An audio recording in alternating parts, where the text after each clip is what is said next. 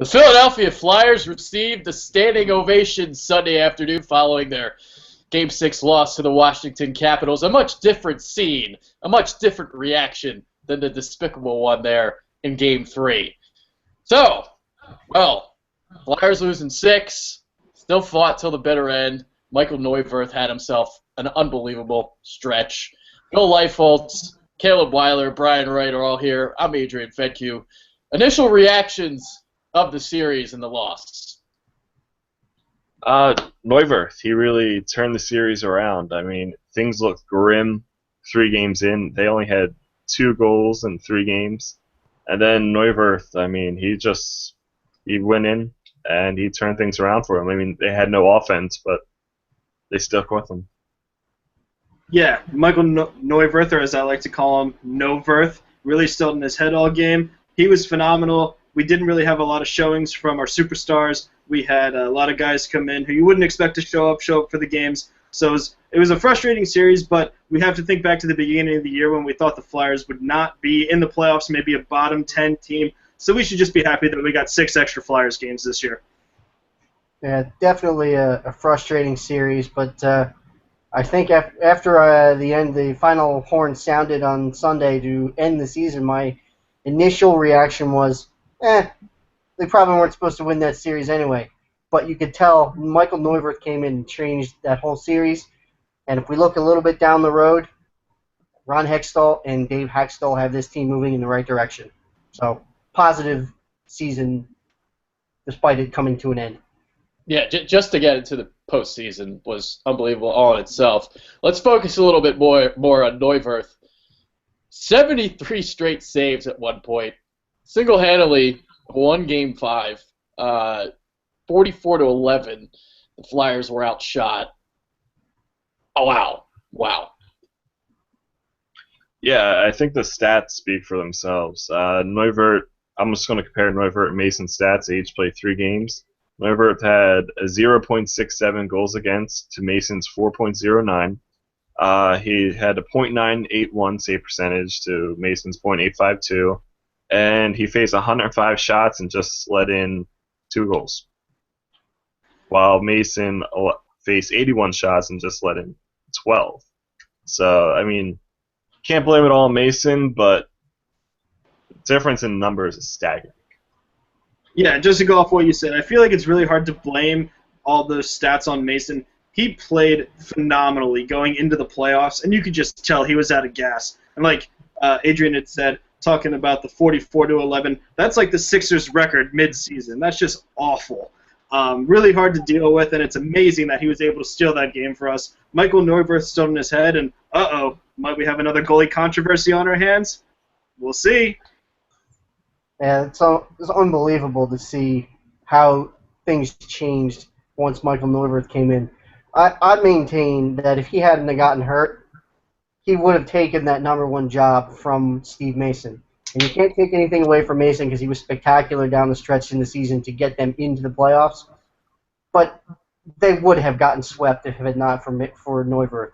So, as Caleb said, as is a Flyers tradition, we have a goalie carousel once again. Yeah, let's get a little bit more into that shortly, but I just want to get back to this. 44-11 in shots. The Flyers took 11 shots. That's not even enough to get me drunk at the bar. So, just, wow, unbelievable. Neuwirth, just cool as a cucumber, just saving everything his way, coolly, calmly, unbelievable. Just like Hackstall, the head coach. But, guys just talked about this. It's another goalie carousel. What does this mean moving forward? I really don't think you can tell yet. Each goaltender has 1 year left on their contract.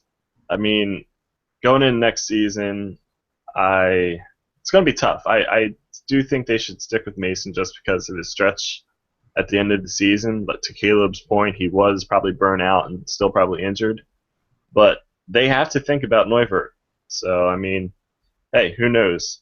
One could have a really good training camp and go in and take the job. So we'll see. Yeah, it's definitely going to be a big deal going into training camp this year. Neuwirth versus Mason, who comes out on top. It's easy to cherry pick stats, but Mason has one of the best adjusted 5-on-5 even strength save percentages in the league, above goalies like Carey Price and Braden Holtby. So the real downfall there is on the special teams and the penalty kill. We see how many shorthanded goals that the Flyers give up. It's really frustrating. They give up a lot on the power play too. Their special teams just weren't up to par this year. So personally, I think they should stick with Mason, but in the end, it's going to be Stolar stealing the starting job a couple years down the line, no matter what. So. Yeah, I do agree with Caleb here. Going into next season, you will have the battle between Neuwirth and Mason, and I think you're going to see Mason start the season just because he's been so good during the regular season. But as he has a track record of not living up to his regular season performances in the playoffs. So I think if Stolars can make a good impression in training camp, you may see him come up earlier than expected and get some starts next season. But it's hard to say where this exactly is going to go. Yeah. All right, let's touch on Mason again and his struggles, because in Game 1, he actually put on a solid performance. And then things kind of unraveled. He gave up that fluky goal in Game 2 and just a lot of softies after that. So I'll pose the question to you guys. Hopefully we didn't lose Bill and Caleb, because I see that they're frozen in time. Thoughts on Mason? Yeah, it was a tough series for Mason. Okay, yeah, I'm still here. yeah, you guys are like frozen. So I was a little scared for a second that you guys left. Oh no. Well, not that you guys left, but yeah, you guys were frozen. We had enough with the Flyers. No, but keep going. Yeah, Mason, he had a tough series. Like you said, there's at least 2 fluky goals, the one from center ice, and then the one that went off the glass behind the net, and then could have caught it, but he didn't. Mixture of those fluky goals, him being burned out, and just really no offensive support. I mean, it was rough for him, and I would be annoyed with that, and I don't blame the Flyers for making a move to go to Neuwirth, but I mean, he'll bounce back from it. He'll get the rest over the summer, and I mean, I think he'll be all right for next season. Yeah, we can see as a fan base that Mason has the stats and that he is a really good goalie. He's definitely above average. I think the problem there is mental for him. Like you said, he's burnt out going into the playoffs. Playing that many games definitely takes a toll on a goaltender, because you don't see a lot of goalies play back-to-backs. You don't see a lot of goalies play for a stretch that long. But when it really comes down to it and you needed it to, Mason was able to pull that through for you. And I'm a big Mason fan. I think Neuwirth really held his own in the playoffs. But I really think come next year at the trade deadline, a team whose goalie might be out, or a team who's performing other than their goalie, we might see a trade at the deadline, and then Stolars come up for the end of the season. Yeah, and like the guys have said, you can see that the skill is there with Steve Mason in the regular season. In the playoffs, he struggles a bit, but I think his biggest issue is his mental toughness in a way. But it's hard to blame him in this Capital series because there was no offense. He was getting blasted with shots left and right, especially on the power play. The Caps scored, I believe, 8 for 27 on the power play. Flyers had 2 power play goals, so they weren't getting any offense. The puck was always in the Flyer zone, and it's just tough for Mason. But he's got the summer to collect himself and heal up. He's got an injury, perhaps, and he'll bounce back for next year. Let's move on to the power play suckage, because it was awful. Just, stinky. 1 for 24 in the series. The lone goal coming on. Of course, the Ghost Bear would score it. One-timer to open the scoring in Game 4. Brian talked about the Capitals, 8 for 27 with the man advantage. Although the Flyers did kill off their last 10 chances. So, question, what the hell? Why is this power play so bad? Yeah, I think there's a number of reasons for their terribleness on the power play.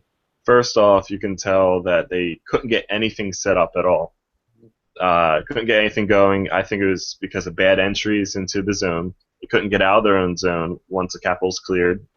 Capitals had good neutral zone checking. And also, I think it's because of their shot selection. You saw in the 5-on-3 last game that they're taking shots from at the point when they could have worked it down low. But again, I just think that's the Caps' great penalty killing, but it's also because the Flyers were incompetent. I mean, the other team that was just as bad as them, the Detroit Red Wings, they went 1 for 25. You see where they're at. They're out of the playoffs, too. So you have to have a good power play to make it in the playoffs.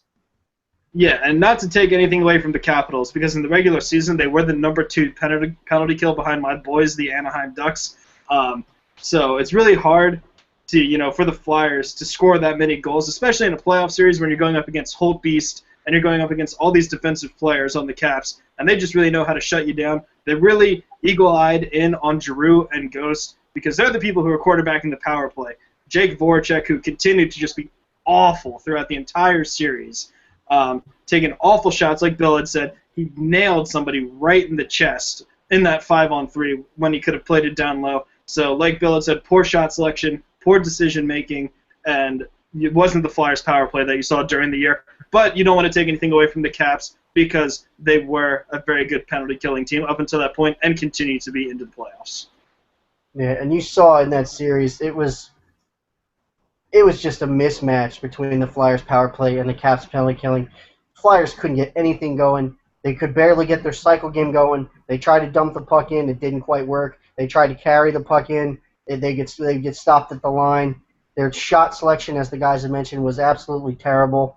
There's only a couple of guys. You have to, they key on Giroux. They key on Gostisbehere.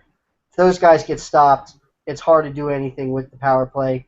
And the Caps play that larger box type of penalty kill where they go out and attack the guy that has the puck and don't play that smaller passive box, which allows the offensive team to kind of move the puck. That really disrupts the Flyers when they're hounded immediately when they're trying to move the puck around.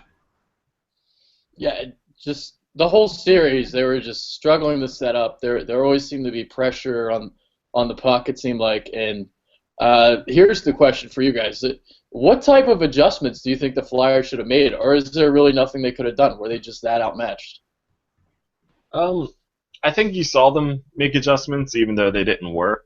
For me, one of the bigger issues is that they need secondary scoring. I mean, first off, Giroux didn't, like what Caleb and Brian are saying, Giroux's hounded by the Capitals. But you also need other players that can contribute. Voracek couldn't score. And Couturier was out. Shen didn't score either. But I really think that they need a sniper, a scoring forward, put on the power play, and help them in the future as well. Yeah, you saw at times the Flyers had made small adjustments. Like Bill had said, they had switched Ghost and Voracek on the points. They were having Ghost play the half wall and Voracek play the middle point. I wasn't totally understanding that because Ghost was obviously getting more behind his shot than Voracek was. I think the Flyers, what they needed to do was work the puck down low instead of trying to play the back and forth between Giroux and Ghost, trying to get that perfect shot and the perfect screen, because that obviously wasn't working at the beginning of the series and continued not to work. So I would have liked to see the Flyers cycle the game more, whip it around the cycle, and get some pucks to the net. Yeah, they should have worked on their cycle game more, but the Caps were right there to take it to stifle them. You saw during the regular season when their power play was successful, how many times in overtime when you have a game, when Ghost would score his OT game winners, all of those goals, almost all of them looked like carbon copies of each other, right? He would slide down from the point, he would get himself set for the shot, and Giroux would give him that seam pass one-timer. Caps were all over that. So it's hard for the Flyers to make adjustments, especially when you've got a guy like Voracek, who I believe was an 80-point scorer last year. He's been pretty much crap for most of the season, and you're not getting any other type of secondary scoring, so it's hard to come up with anything that actually works. Yeah. All right, shifting on to the other side, talking a little Capitals a little bit, because Braden Holtby was a wall as well, one of the best goaltenders in the NHL. So you got these limited chances to begin with, and then you got to get the puck past that guy, and he was tremendous. Oh, Holtby was phenomenal. He lived up to what he did in the regular season. He was a wall, and he had great defensive help in this series. As you saw, the Flyers, like we're talking about on the power play, couldn't get anything set up in the offensive zone. And, I mean, there were many shots that were blocked, and then the ones that got to Holtby, he was there to make an incredible save. So props to Holtby and the Capitals. They made the Flyers' lives really, really tough. Yeah, Holtby, the bane of my existence over the last 2 weeks. He was just phenomenal. It was really hard to watch because the Flyers just couldn't get anything going. Anything the Flyers threw at him either got a lucky bounce to go in or he just stoned them. The goal that they had in the game before last in the 5th game went off of a defenseman's skate. Nothing he could really do about that. He just built brick wall after brick wall, stoning the Flyers. I believe he had 2 shutouts in the series in 6 games. And statistically, Braden Holtby is one of the better playoff goalies that's in the league right now. I don't think he gets enough credit for that because of the choker image that the Capitals get in the playoffs. But he does have some phenomenal stats in the postseason, and I think it's going to be a really interesting run for the Capitals going forward, anchored by Holtbeast.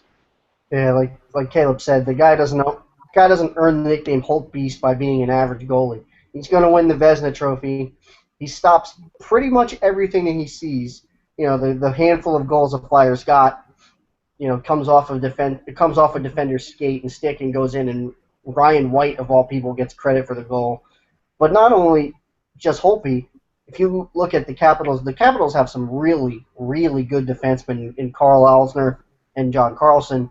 And add to that, when they put out their defensive forwards, guys like Tom Wilson and Jay Beagle, that will block shot after shot after shot and not flinch. Flyers have a couple guys like that, like Gudis, but not enough. Mm. Moving on, Claude Giroux, 1 measly assist the entire series. That's pathetic. He's our golden boy, and he did nothing. What's up with that? I think he admitted it himself. Giroux had a terrible series. He couldn't get anything going. Like we were saying earlier, it was the tight checking of the Capitals, plus Giroux just trying to force things left and right. His line mates didn't really help him either. Wayne Simmons, Jen, and then once when they experimented with Voracek as well, nothing seemed to gel. I mean, they put out their top defensive line against the Flyers, and it worked.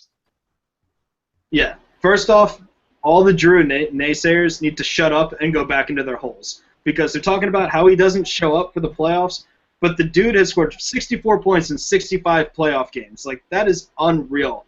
And they say he's not a superstar. I think he just had an off series. He's probably battling some injury that he's dealing with right now. Probably not an easy series for him, especially because the Capitals are just going after him all series. And so it was a down series, and I expect him to bounce back next year. But all the people who say that he's not a superstar and doesn't show off in the playoffs just need to go back to their holes. Yeah, he's had a rough series. That's easy to say. But the notion that he's not a superstar is ridiculous. I mean, the guy shows up. Like you said, he's got a ton of playoff points. He knows what he's doing. This is what happens in the playoffs when you don't get any secondary scoring, and his line mates do not score because they key on him, and then he starts to force things, and it makes it easier for the defense to stop them. Yeah. Well, he didn't get much help from Mr. Jacob Voracek either. So that's Caleb's boy. No, it's not. Oh, man. Voracek. There's no words. Go ahead, Caleb.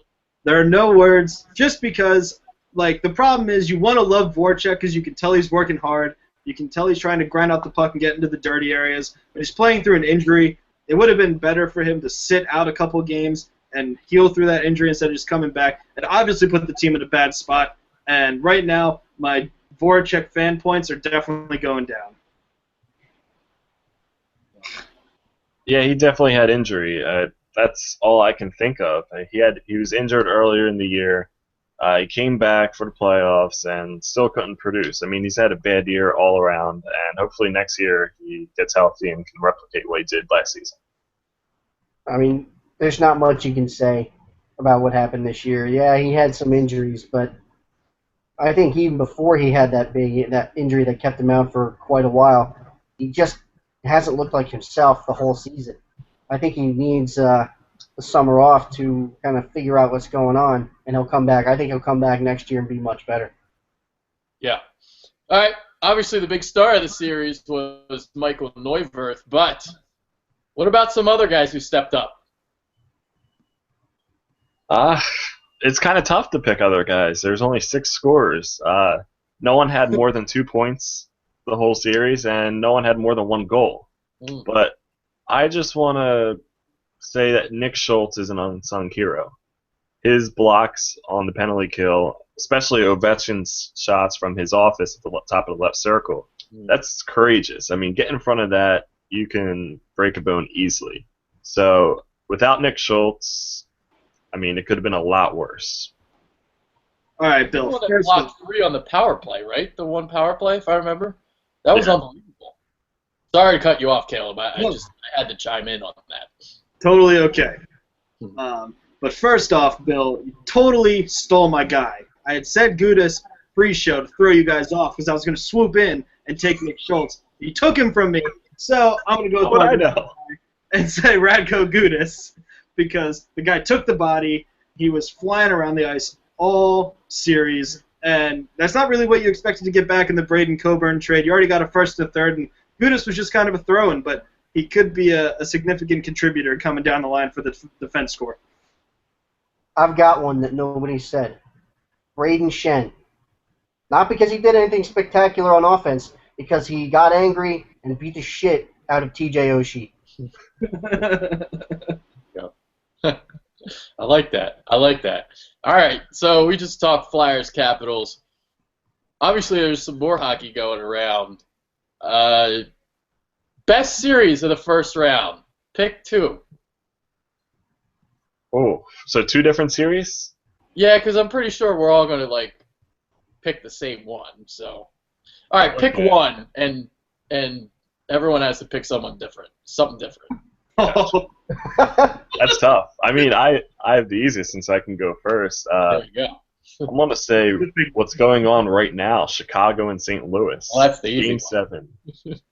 Yeah, which St. Louis is winning 2-0, but this series has been amazing so far. I believe that Brian, Caleb, and I each picked the Blues to win it, but the Blues were up the first 3 games. No, they weren't up the first 3 games. They won. They're up 3-1.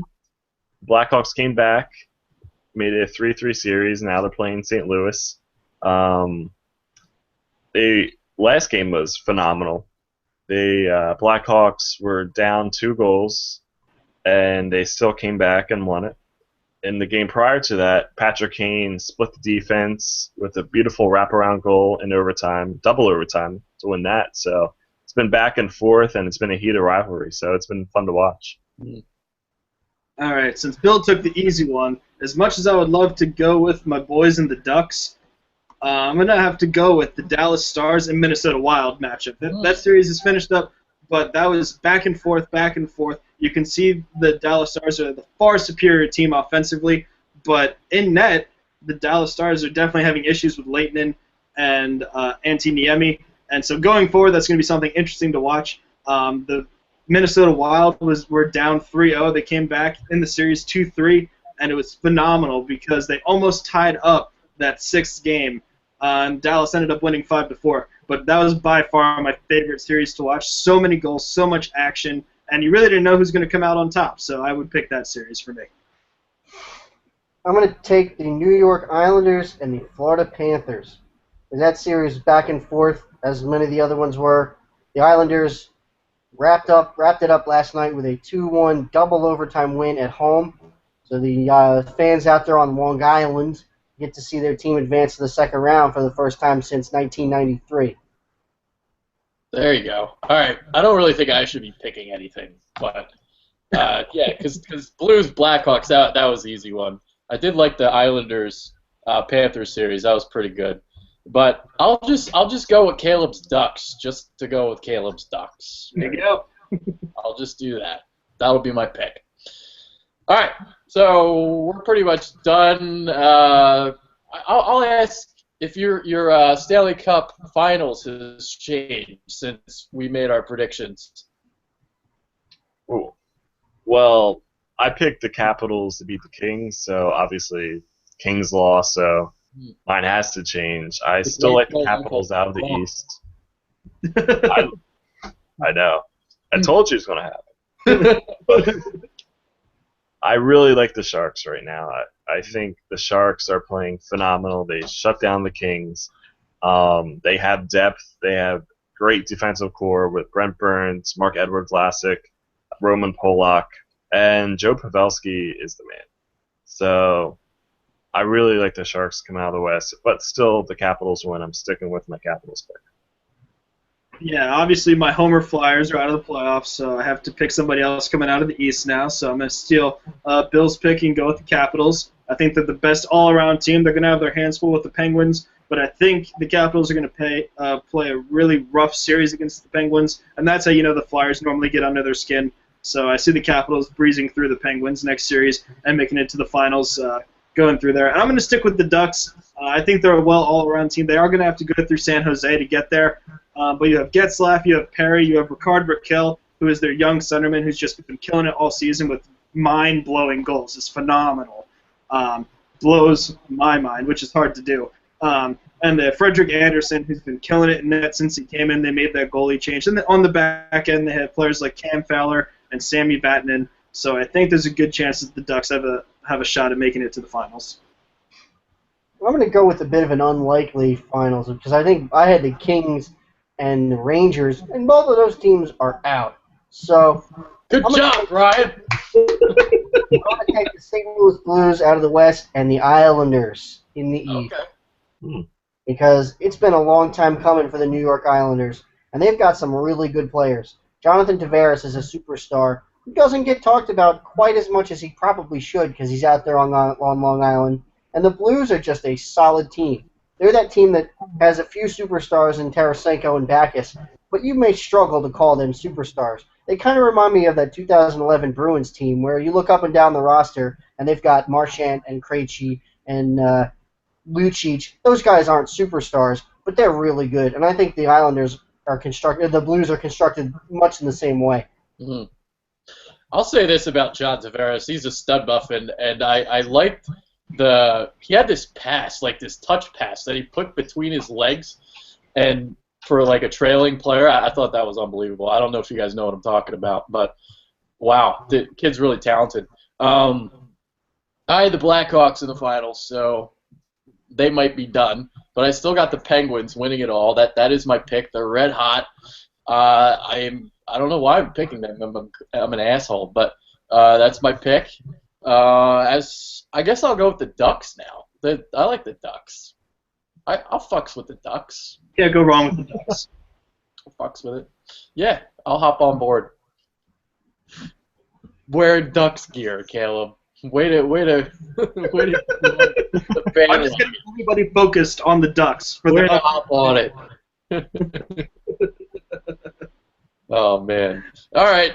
That's about it for this show. Jam-packed show. Awesome stuff from you guys.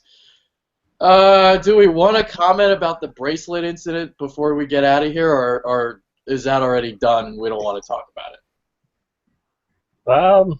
I think we all have the same opinion. It's dumb, but we're disgusted. Yeah. I liked it. No, I'm just kidding. It was. Yeah, now you're being a contrarian. First of all, that was such a despicable act.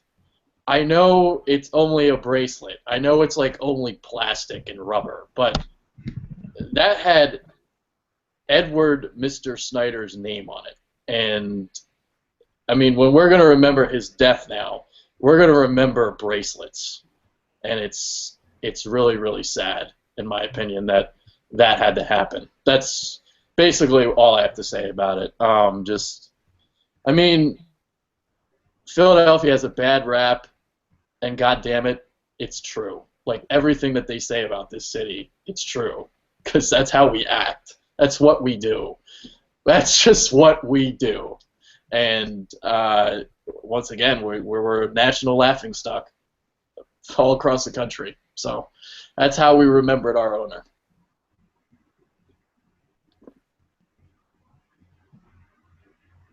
I guess silence from everybody because I just killed it. You did. There's nothing else to say. Nothing. There really isn't. There's not a lot to say other than you're going to hear about the bracelet incident up there next to they threw snowballs at Santa Claus for a long time. God. Terrible. Man, like the worst part about it was like you had people on Twitter like bragging that they threw bracelets on the ice, and that was the worst part. Yeah, people are also idiots. Yeah, what if a player, they didn't get all the bracelets up and like Claude Giroux skated over and fell and got injured? What then? Would they be proud of themselves? It's a good point. It's a really good point. So, yeah, we're Philadelphia, and that's what we do. So, The town full of fans with misguided anger.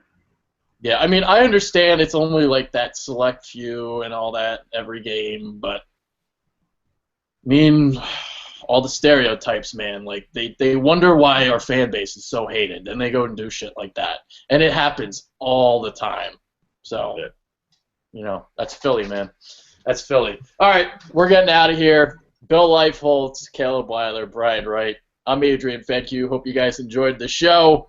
And, well, just because the Flyer season is over, it doesn't mean we're done at the Bitter Birds. We're going to have some free agency stuff coming maybe next week. We'll see how that goes. We're not going anywhere. So there's that. So, again, for all the fellas, I'm Adrian Fenke. We're out. Take care.